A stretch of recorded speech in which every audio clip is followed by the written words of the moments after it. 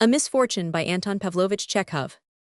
Sofia Petrovna, the wife of Lubyantsev, the notary, a handsome young woman of 25, was walking slowly along a track that had been cleared in the wood with Ilyin, a lawyer, who was spending the summer in the neighborhood. It was 5 o'clock in the evening.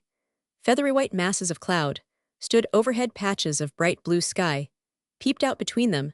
The clouds stood motionless, as though they had caught in the tops of the tall old pine trees. It was still and sultry.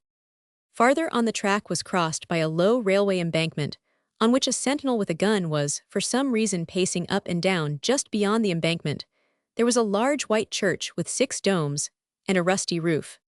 "I did not expect to meet you here," said Sofia Petrovna, looking at the ground and prodding at the last year's leaves with the tip of her parasol. "And now I am glad we have met. I want to speak to you seriously. And once for all, I beg you, Ivan Mikhailovich, if you really love and respect me, please make an end of this pursuit of me. You follow me about like a shadow. You are continually looking at me, not in a nice way, making love to me, writing me strange letters. And I don't know where it's all going to end. Why, what can come of it?" Ilyin said nothing. Sofia Petrovna walked on a few steps and continued. "And this complete transformation in you all came about in the course of 2 or 3 weeks, after 5 years' friendship. I don't know you, Ivan Mikhailovich." Sofia Petrovna stole a glance at her companion, screwing up his eyes. He was looking intently at the fluffy clouds. His face looked angry, ill-humored, and preoccupied, like that of a man in pain, forced to listen to nonsense. "I wonder you don't see it yourself," Madame Lubyantsev went on, shrugging her shoulders. "You ought to realize that it's not a very nice part you are playing. I am married. I love and respect my husband. I have a daughter. Can you think all that means nothing? Besides, as an old friend, you know my attitude to family life and my views as to the sanctity of marriage." Ilyin cleared his throat angrily and heaved a sigh. "Sanctity of marriage," he muttered. "Oh Lord. Yes, yes, I love my husband, I respect him, and in any case I value the peace of my home. I would rather let myself be killed than be a cause of unhappiness to Andrei and his daughter. And I beg you, Ivan Mikhailovich, for God's sake, leave me in peace. Let us be as good true friends as we used to be, and give up these sighs and groans, which really don't suit you. It's settled, and over, not a word more about it. Let us talk of something else." Sofia Petrovna again stole a glance at Ilyin's face. Ilyin was looking up. He was pale, and was angrily biting his quivering lips. She could not understand why he was angry, and why he was indignant, but his pallor touched her. "Don't be angry, let us be friends," she said affectionately. "Agreed. Here's my hand." Ilyin took her plump little hand in both of his, squeezed it, and slowly raised it to his lips. "I am not a schoolboy," he muttered. "I am not in the least tempted by friendship with the woman I love. Enough, enough, it's settled, and done with. We have reached the seat, let us sit down." Sofia Petrovna's soul was filled with a sweet sense of relief. The most difficult and delicate thing had been said. The painful question was settled and done with. Now she could breathe freely and look Ilyin straight in the face. She looked at him, and the egoistic feeling of the superiority of the woman over the man who loves her agreeably flattered her. It pleased her to see this huge, strong man with his manly, angry face, and his big black beard, clever, cultivated. And people said talented, sit down obediently beside her, and bow his head dejectedly. For 2 or 3 minutes they sat without speaking. "Nothing is settled or done with," began Ilyin. "You repeat copybook maxims to me. I love and respect my husband, the sanctity of marriage. I know all that without your help. And I could tell you more too. I tell you truthfully and honestly that I consider the way I am behaving as criminal and immoral. What more can one say than that? But what's the good of saying what everybody knows? Instead of feeding nightingales with paltry words, you had much better tell me what I am to do." "I've told you already. Go away. As you know perfectly well, I have gone away 5 times. And every time I turn back on the way, I can show you my through tickets. I've kept them all. I have not well enough to run away from you. I am struggling horribly. But what the devil am I good for if I have no backbone, if I am weak, cowardly? I can't struggle with nature, do you understand? I cannot. I run away from here. And she holds on to me and pulls me back. Contemptible, loathsome weakness." Ilyin flushed crimson, got up, and walked up and down by the seat. "I feel as cross as a dog," he muttered, clenching his fists. "I hate and despise myself, my God, like some depraved schoolboy. I am making love to another man's wife, writing idiotic letters, degrading myself. Ilyin clutched at his head, grunted, and sat down.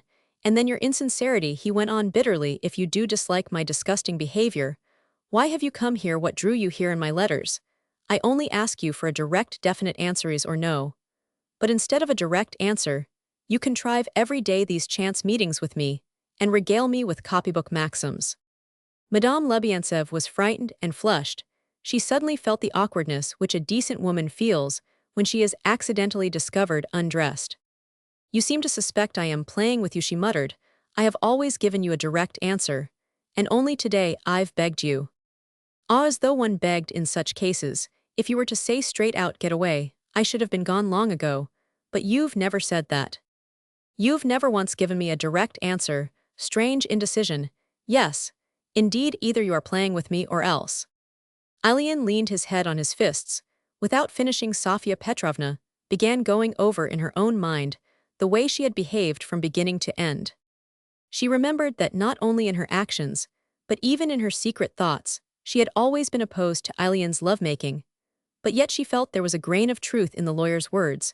But not knowing exactly what the truth was, she could not find answers to make to Ilyin's complaint, however hard. She thought it was awkward to be silent, and shrugging her shoulders, she said, "So I am to blame, it appears." "I don't blame you for your insincerity," sighed Ilyin. "I did not mean that. When I spoke of it, your insincerity is natural. And in the order of things, if people agreed together, and suddenly became sincere, everything would go to the devil." Sofia Petrovna was in no mood for philosophical reflections, but she was glad of a chance to change the conversation and asked, "But why?" "Because only savage women and animals are sincere once civilization has introduced a demand for such comforts, as for instance feminine virtue. Sincerity is out of place." Ilyin jabbed his stick angrily into the sand. Madame Lubiantsev listened to him and liked his conversation, though a great deal of it. She did not understand what gratified her most was that she, an ordinary woman, was talked to by a talented man on intellectual subjects. It afforded her great pleasure, too, to watch the working of his mobile young face, which was still pale and angry. She failed to understand a great deal that he said, but what was clear to her in his words was the attractive boldness with which the modern man, without hesitation or doubt, decides great questions and draws conclusive deductions. She suddenly realized that she was admiring him and was alarmed. "Forgive me, but I don't understand," she said hurriedly. "What makes you talk of insincerity? I repeat my request again. Be my good true friend. Let me alone, I beg you most earnestly." "Very good, I'll try again," sighed Ilyin, "glad to do my best, only I doubt whether anything will come of my efforts. Either I shall put a bullet through my brains, or take to drink in an idiotic way. I shall come to a bad end. There's a limit to everything, to struggles with nature too. Tell me, how can one struggle against madness? If you drink wine, how are you to struggle against intoxication? What am I to do if your image has grown into my soul and day and night stands persistently before my eyes like that pine there at this moment? Come, tell me, what hard and difficult thing can I do to get free from this abominable, miserable condition, in which all my thoughts, desires, and dreams are no longer my own, but belong to some demon who has taken possession of me? I love you so much that I am completely thrown out of gear. I've given up my work, and all who are dear to me I've forgotten. My God, I've never been in love like this in my life." Sofia Petrovna, who had not expected such a turn to their conversation, drew away from Ilyin and looked into his face in dismay. Tears came into his eyes, his lips were quivering, and there was an imploring, hungry expression in his face. "I love you," he muttered, bringing his eyes near her big, frightened eyes. "You are so beautiful, I am in agony now. But I swear I would sit here all my life suffering and looking in your eyes. But be silent, I implore you." Sofia Petrovna, feeling utterly disconcerted, tried to think as quickly as possible of something to say to stop him. "I'll go away," she decided. But before she had time to make a movement to get up, Ilyin was on his knees before her. He was clasping her knees, gazing into her face, and speaking passionately, hotly, eloquently. In her terror and confusion, she did not hear his words for some reason now, at this dangerous moment, while her knees were being agreeably squeezed and felt as though they were in a warm bath. She was trying with a sort of angry spite to interpret her own sensations. She was angry that instead of brimming over with protesting virtue, she was entirely overwhelmed with weakness, apathy, and emptiness, like a drunken man, utterly reckless. Only at the bottom of her soul, a remote bit of herself was malignantly taunting her. "Why don't you go? Is this as it should be?" Yes. Seeking for some explanation, she could not understand how it was she did not pull away the hand to which Ilyin was clinging like a leech.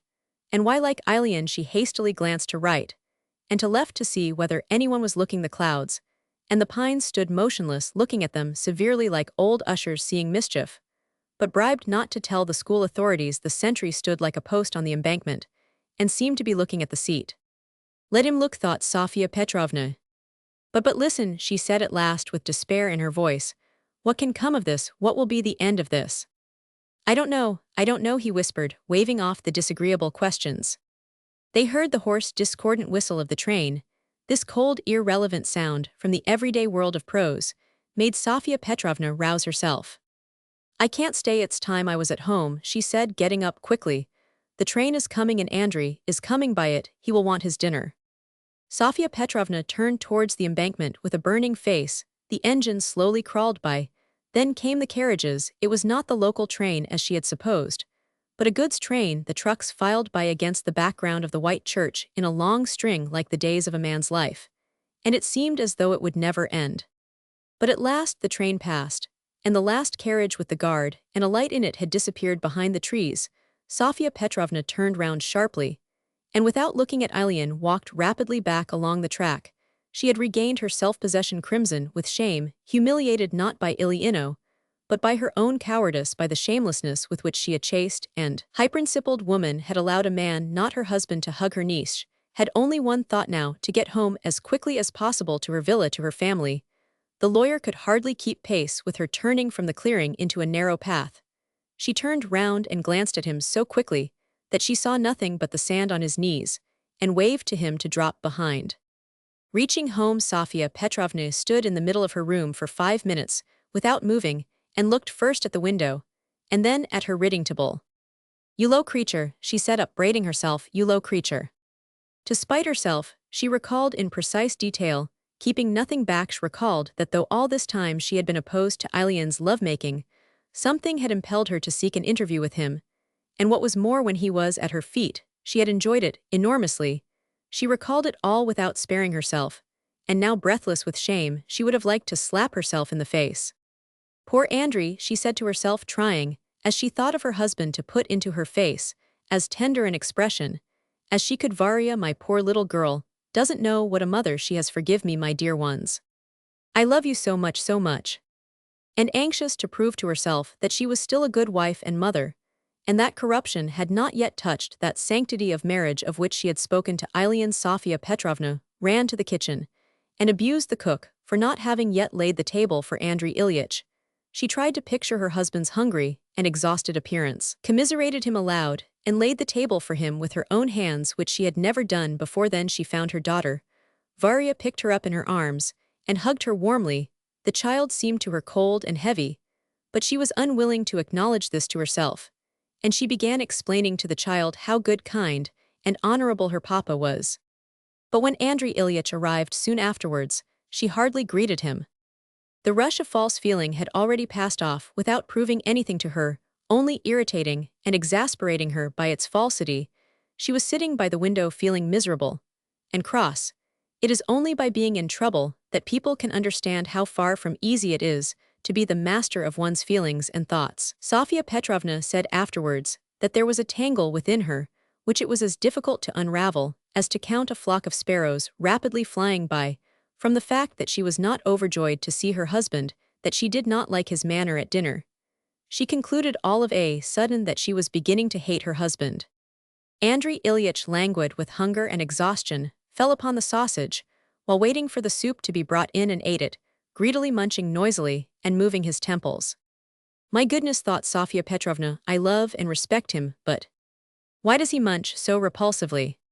The disorder in her thoughts was no less than the disorder in her feelings. Like all persons inexperienced in combating unpleasant ideas, Madame Lubiantsev did her utmost not to think of her trouble, and the harder she tried, the more vividly Ilyin, the sand on his knees, the fluffy clouds, the train stood out in her imagination.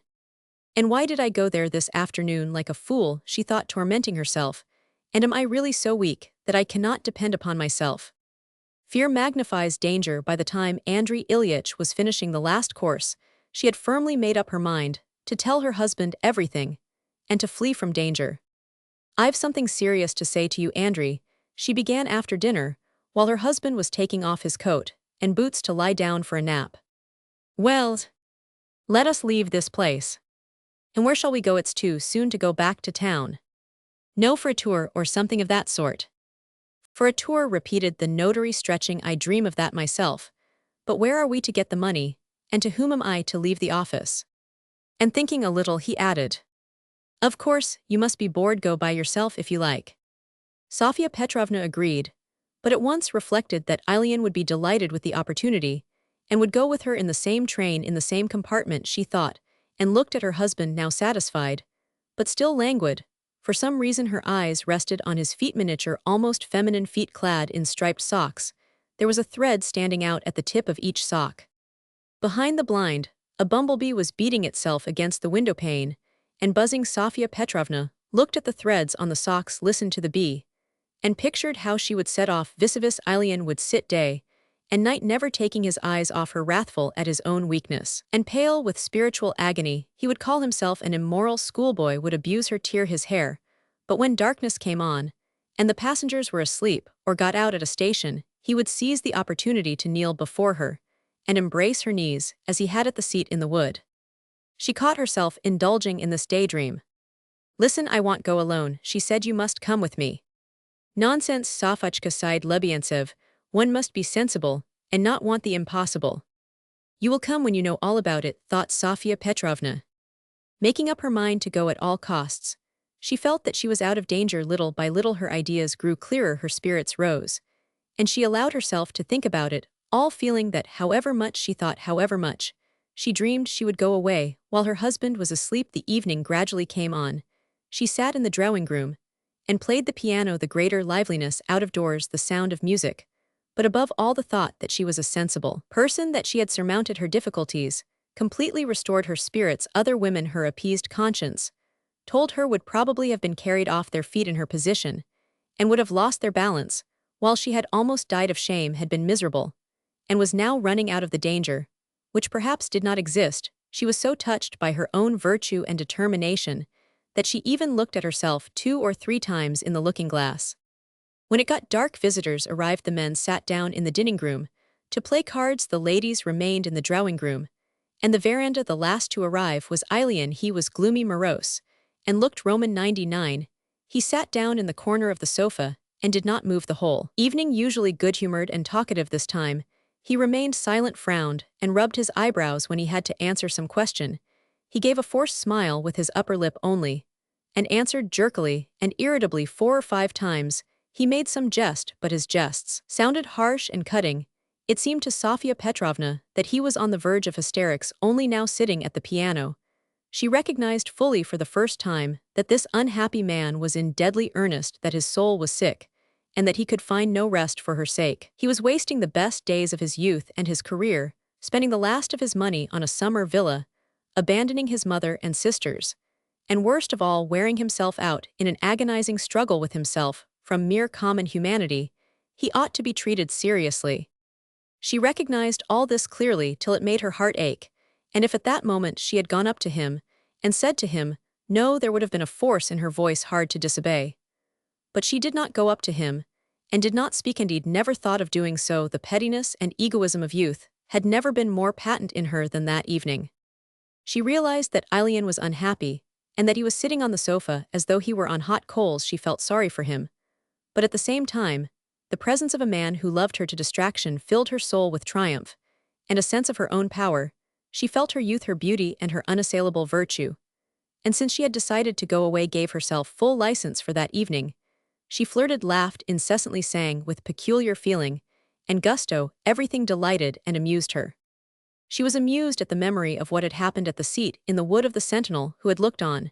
She was amused by her guests, by Ilyin's cutting jests, by the pin in his cravat which she had never noticed before. There was a red snake with diamond eyes on the pin.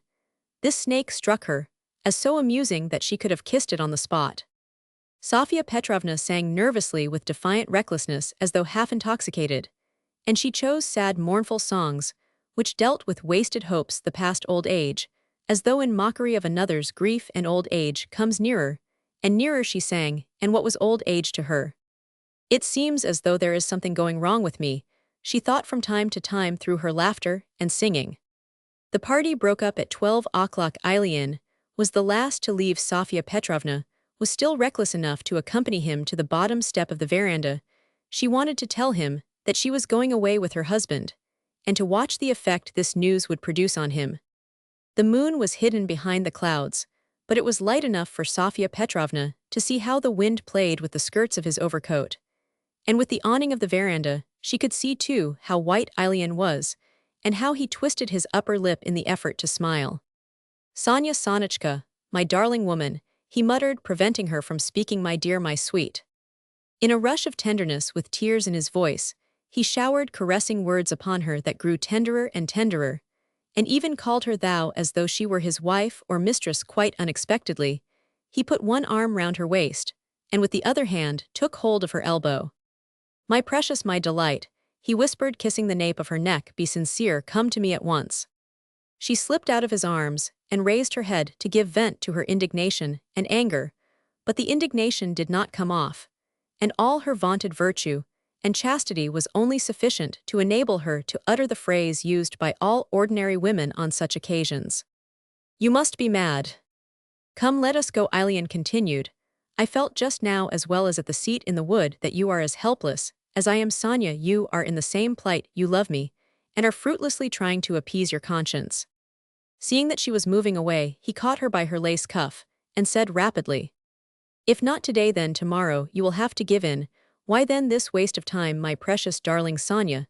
The sentence is passed. Why put off the execution? Why deceive yourself?"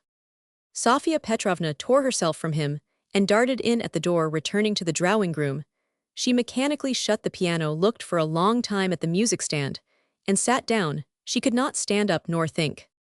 All that was left of her excitement and recklessness was a fearful weakness, apathy, and dreariness. Her conscience whispered to her that she had behaved badly, foolishly, that evening, like some madcap girl, that she had just been embraced on the veranda, and still had an uneasy feeling in her waist and her elbow. There was not a soul in the drawing-room.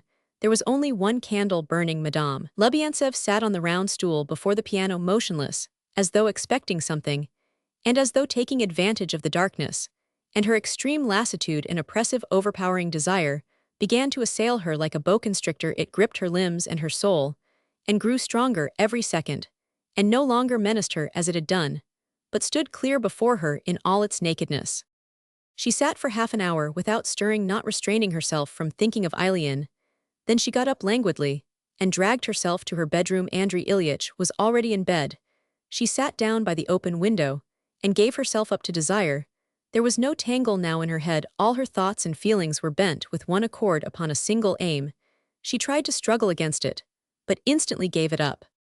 She understood now how strong and relentless was the foe. Strength and fortitude were needed to combat him, and her birth, her education, and her life had given her nothing to fall back upon. Immoral wretch, low creature, she nagged at herself for her weakness. "So that's what you're like." Her outraged sense of propriety was moved to such indignation by this weakness that she lavished upon herself every term of abuse she knew, and told herself many offensive and humiliating truths. So, for instance, she told herself that she never had been moral, that she had not come to grief before simply because she had had no opportunity, that her inward conflict during that day had all been a farce. "And even if I have struggled," she thought, "what sort of struggle was it? Even the woman who sells herself struggles before she brings herself to it. And yet she sells herself a fine struggle, like milk I've turned in a day, in one day." She convicted herself of being tempted not by feeling, not by Ilyin personally, but by sensations which awaited her, an idle lady having her fling in the summer holidays, like so many. Like an unfledged bird, when the mother has been slain, sang a husky tenor outside the window. "If I am to go, it's time," thought Sofia Petrovna. Her heart suddenly began beating violently. "Andrei," she almost shrieked, "listen, we are going." "Yes. Yes, I've told you already, you go alone." "But listen," she began, "if you don't go with me, you are in danger of losing me. I believe I am in love already." "With whom?" asked Andrei Ilyitch. "It can't make any difference to you who it is," cried Sofia Petrovna. Andrei Ilyitch sat up with his feet out of bed and looked wonderingly at his wife's dark figure. "It's a fancy," he yawned. He did not believe her, but yet he was frightened. After thinking a little, and asking his wife several unimportant questions. He delivered himself of his opinions on the family on infidelity, spoke listlessly for about 10 minutes, and got into bed again. His moralizing produced no effect. There are a great many opinions in the world, and a good half of them are held by people who have never been in trouble. In spite of the late hour, summer visitors were still walking outside. Sofia Petrovna put on a light cape, stood a little, thought a little. She still had resolution enough to say to her sleeping husband, "Are you asleep? I am going for a walk. Will you come with me?" That was her last hope. Receiving no answer, she went out. It was fresh and windy. She was conscious neither of the wind nor the darkness, but went on, and on an overmastering force drove her on, and it seemed as though if she had stopped it would have pushed her in the back. "Immoral creature," she muttered mechanically, "low wretch." She was breathless, hot with shame, did not feel her legs under her, but what drove her on was stronger than shame, reason, or fear.